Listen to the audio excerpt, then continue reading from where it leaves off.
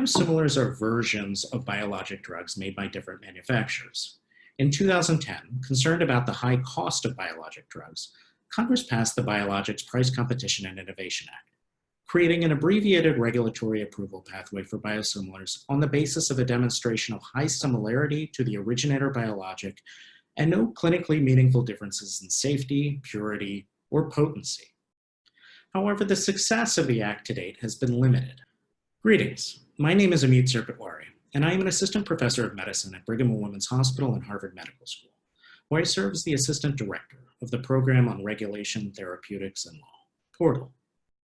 My colleagues Charlie Lee, Aaron Kesselheim, and I have an article in the October issue of Mayo Clinic Proceedings on clinical development times for biosimilars in the United States, which I am privileged to provide an overview of. By May 2020, the FDA had approved only 26 biosimilars, of which 17 had been marketed.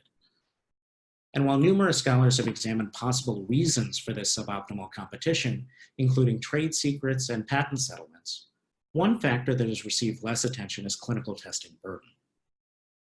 In our study, we calculated the development times of the 40 biosimilars that initiated phase 1 testing between 2012 and 2015. We found that most biosimilars underwent phase 3 testing, the last, largest, and most expensive phase of testing, which is not strictly required under the law. The average length of these phase 3 trials was 22 months. Of 20 biosimilars that have been approved by October 2019, the median time from initiation of phase 1 testing to approval was 70 months.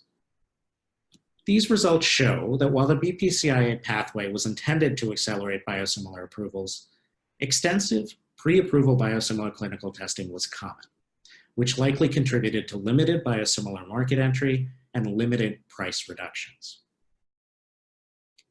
As the science of biosimilar evolves, there may be opportunities for improving the efficiency of pre-approval testing. If that's not feasible, however, special subsidies for pre-approval biosimilar testing may be warranted to ensure sufficient market entrance and thus improved patient access to affordable biotherapeutics. Thank you. We hope you found this presentation from the content of our website valuable. Our journal's mission is to promote the best interests of patients by advancing the knowledge and professionalism of the physician community.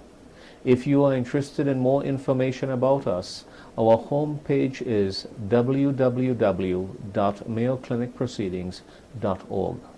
There you'll find access to information for our social media content, such as additional videos on our YouTube channel or journal updates on Facebook. You can also follow us on Twitter. More information about healthcare at Mayo Clinic is available at www.mayoclinic.org. This video content is copyrighted by Mayo Foundation for Medical Education and Research.